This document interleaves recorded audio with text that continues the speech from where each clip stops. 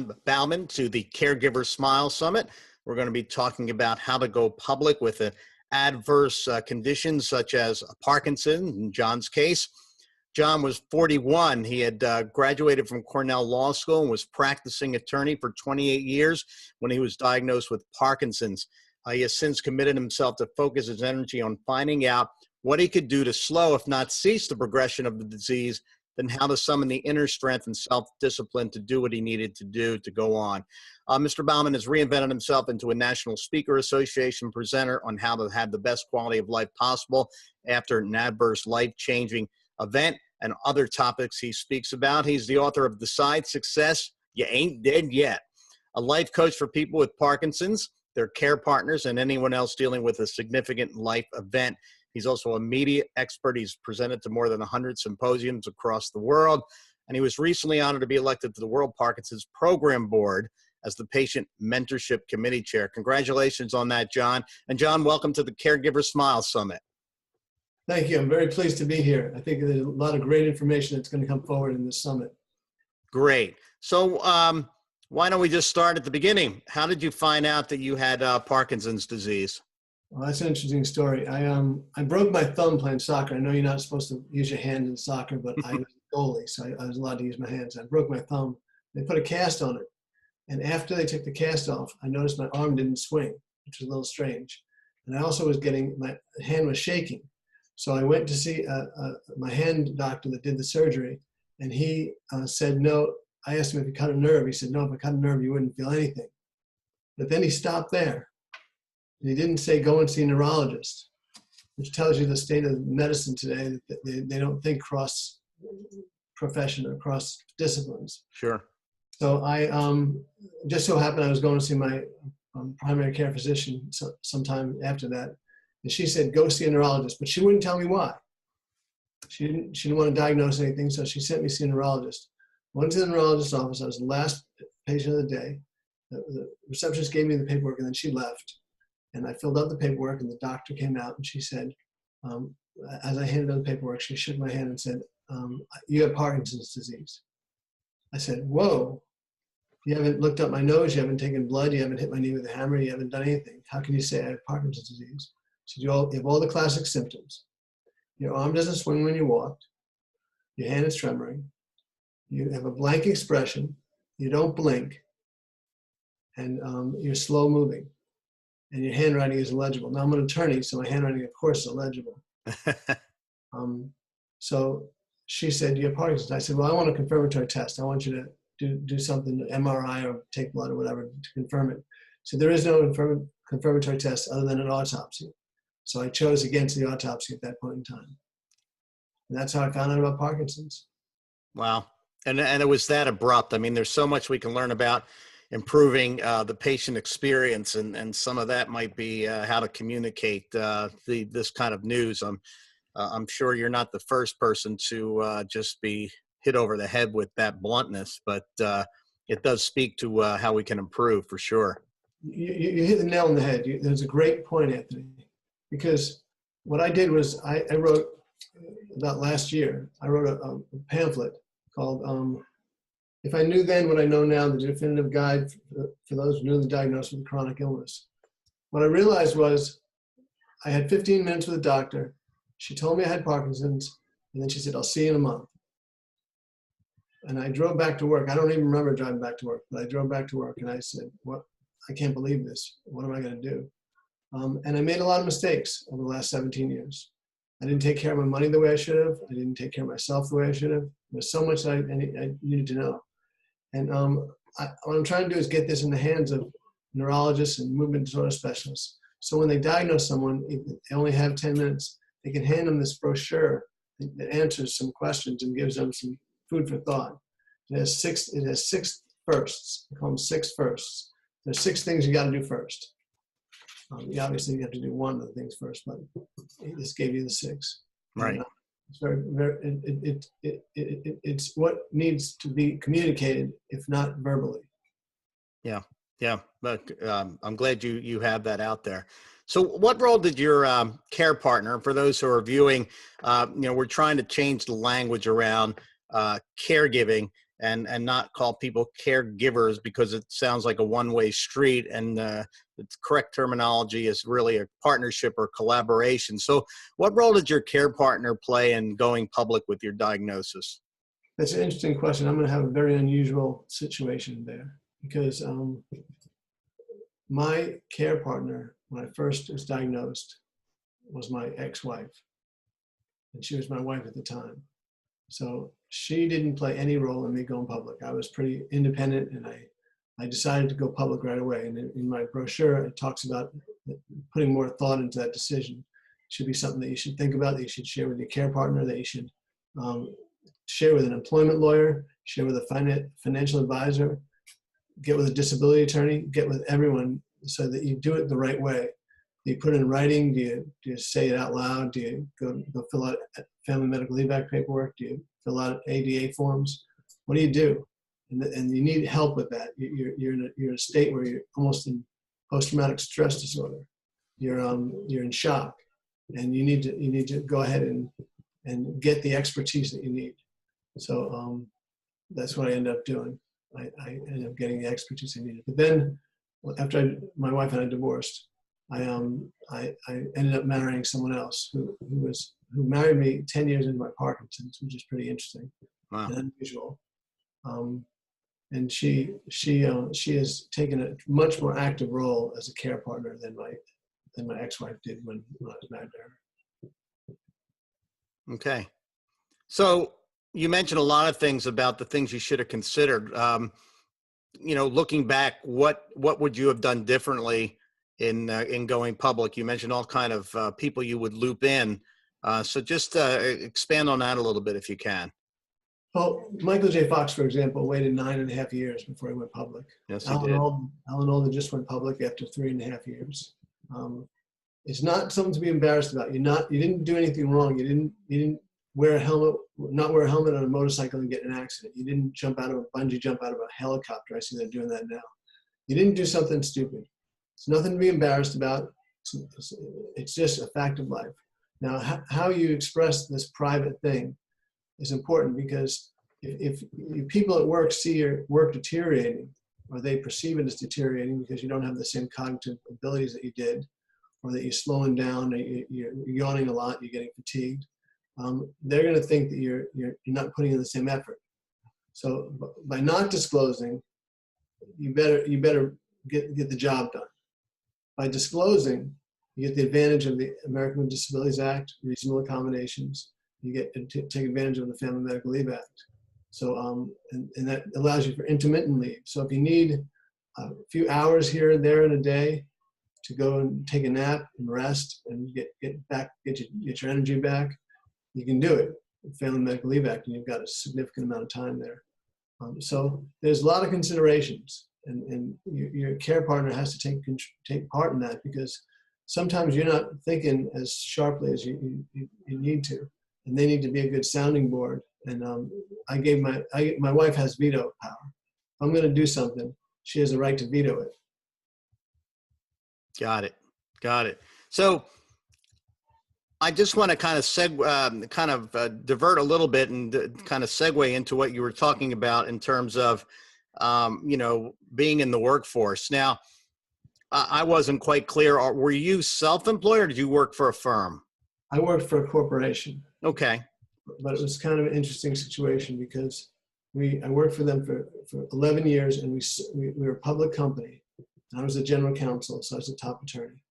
And we sold out to a Japanese company. We went private, and I stayed a year and a half later, and that's when we decided that I wouldn't be a general counsel anymore. They gave me a severance, and so that was a decision I made. I worked for them from 2002 to 2008, and then I went our separate ways, and I started doing different things that you described already.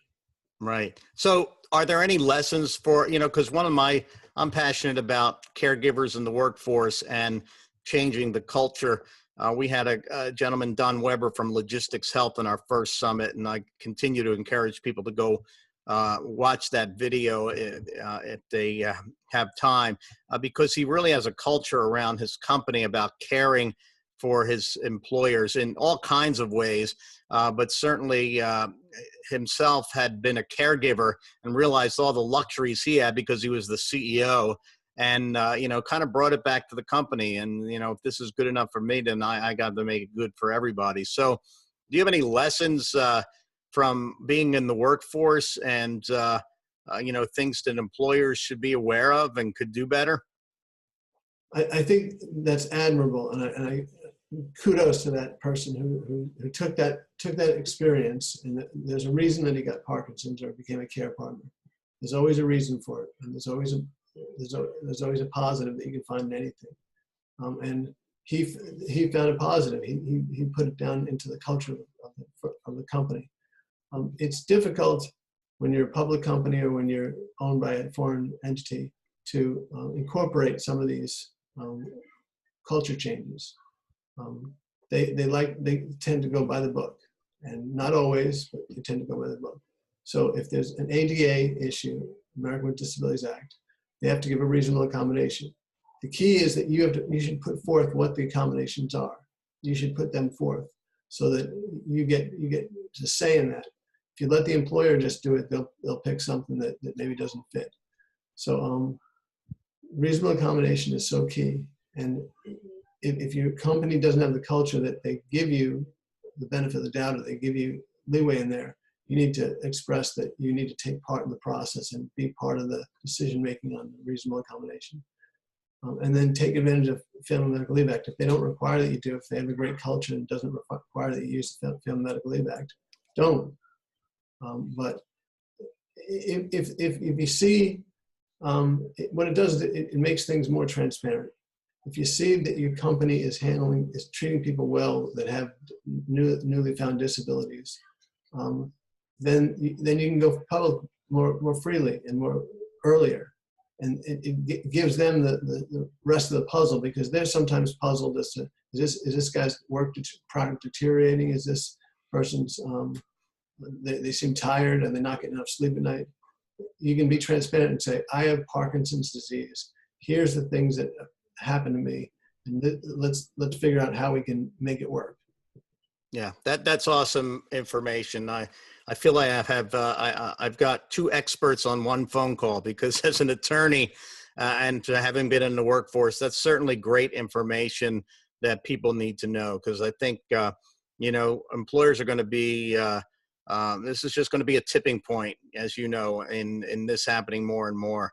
So let me say something about that. Yeah. The deck is stacked against the employee. The deck is stacked against it. The law is against it. I was an employment lawyer for the defense, and it was easy to win cases, because you have to prove that the disability was the reason that you were fired, or that you were demoted, or that you weren't hired. That's what you have to prove. You have to prove it was a reason. Not that the reason they gave for the demotion or discharge was not the real reason, but that disability was the real reason. That's difficult to prove. You're not going to find a smoking gun email like they find in government sometimes. You're gonna have to show a pattern of conduct where they're letting go of people with Parkinson's, and that's difficult to do. And when it comes to failure to hire, after I left my company, I wanted to do a lesser position in the law. I couldn't do the general counsel position, maybe, but I could do an employment law position in a corporation. I got 5 interviews after putting in 100 applications, and they're all canceled. Now, it didn't take a rocket scientist for me to realize that my name, John Baumann, and Parkinson's, is pretty prominent.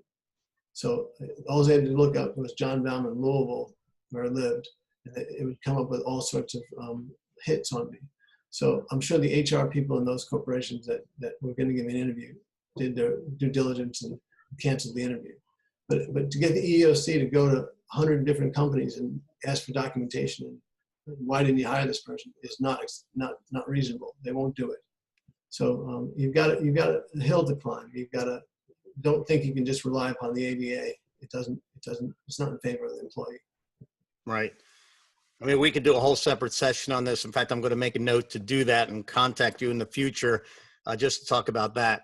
So before you go public, do you think that your care partners should do the research on the disease and contact national and local support groups for information so you don't inadvertently go public?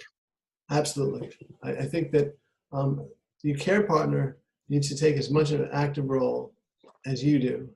And you shouldn't rely upon your care partner to do the research, and they shouldn't rely upon you. You should both do independent research and find out as much as you can, because there's a lot more information out there than there was 17 years ago when I was diagnosed. There's a lot more information about exercise, about cognitive issues, about non-motor issues, about boxing, about lots of different variety of stuff. And really the information has blossomed, and there's a lot more information out there. And now, if you get diagnosed now, you can do a lot more research and get a lot more information. But my caregiver, care provider, caretaker, this caregiver and caretaker, kind of funny. I like care partner a lot. It affects them. It's a tremendous effect on them. They're maybe working, and they've got their own job to do. And maybe I need my cuffs buttoned. As simple as that. And I can't do it myself. So I need her to do that for me. And what my care partner has taken it to a new level. She's unbelievable. She's set an example for me. She's done the work. She's gotten fit. She's eats healthy with me, and she's really walked the talk. And I think that's wonderful. That is awesome, because, we all know about caregiver health, and unfortunately the statistics of people, the care partner, predeceasing the one they're taking care of. It happened with my sister. I'm taking care of my mom, and that's how I moved from the financial caregiver to the primary caregiver. But those things really do happen. I'm a witness to that. And so kudos to having such a great care partner. So once you go public, what role do you suggest that your care partner play going forward? Well, once you go public, the care partner should, I can't say should, because I'm having a hard time with this, because we went on a cruise, and I was speaking on a cruise, and it had a lot of PD people, and most of them were in wheelchairs. And they separated out the care partner from the patient. We had our separate meetings, and she was freaked out, because she heard the horror stories and the woe's me, and my husband used to be this, this presence like I am, and now he's in a wheelchair eating out of a straw, and it freaked her out. She saw her future, and that's a tough thing to do. But so there's somewhat a balance on how much information you take in at one time. You can't take it all in, but you gotta play a role. You gotta learn as much as you can about the caregiving role and about the disease itself. And you can't. It's like the ghost of Christmas future. Is this my future or my potential future? And we've done everything we can to influence our potential future. Yeah. Wow. Yeah, that I can see how that would freak you out a little bit, and then I really appreciate the idea of balance. So, is there anything else before we conclude the interview that you want to kind of share with our viewers? Well, one of the things I want to say to care partners is you are special people. You do special work. I actually would add 5 letters to the end of your name. Like PhD is like PhD, and JD like JD. Well, I'll add 5 letters. R, T, B, D, A. Rarely thanked, but definitely appreciated. You are rarely thanked, but definitely appreciated. What happened with my wife is she didn't tell me you need to exercise. She just started exercising. She would do Insanity by Shaun T, and she'd do it in the living room, and I'd watch her, and she'd jump over imaginary logs. I'm supposed to be the one that hallucinates, but she's jumping over imaginary logs. She'd do the Heisman maneuver, and she hates football, so that surprised me. But she would do whatever Shaun T said to do, and it was a tough workout, 45 minutes. And I watched her do this about 3 times, and she never said to me, why don't you try it? Why don't you do it? I finally said to her, I want to do that. I'm going to try it. And I didn't do it well, but I did it. And then I said to her, and I came to her, and that's the key. The key is set up an environment that the patient comes to you and you don't nag them and you don't get into the process of forcing them to do anything. So she set me up with a regimen of doing treadmill and then doing a cycle bike and doing an elliptical and doing boxing and yoga and core training and whatever else. Now I do boxing and Peloton bike. But she set it up so that I asked her to help me, and that's key. And that you have to be, it's like fishing. You have to be patient. And then she went to the next level, and she only put healthy things in the house. She did a lot of research on health. She watches podcasts. She watches YouTube. She reads books. She watches documentaries, and she only brings healthy stuff in the house. So I don't have a choice. I have to eat healthy. I lost 40 pounds. I was 215 pounds. I was bloated. I was inflamed. I was not healthy. My cholesterol was high. And in the last few years, and it's a lifestyle change. I know I'm not going to go back up. I'm weighing 170 now. I'm fit as can be. I might not have 6-pack abs, but I have 2-pack abs.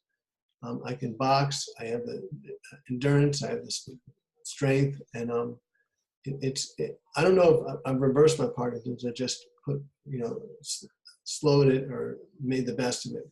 But the message I have for everyone is you can influence your experience with Parkinson's or any chronic illness. You need to get back to basics and get healthy, eat the right fuel, exercise, drink a lot of water, reduce your stress, and get enough rest. Yeah. Well, John, you are certainly an inspiration. You seem to have a great care partner, a great marriage, a great mission, and a great passion. I'm glad you reached out to me, and I hope this is one of many conversations going forward, and hopefully a collegial relationship and friendship going forward as well. So I want to thank you for being on the Caregiver Summit. I would love that. I would love to continue our relationship.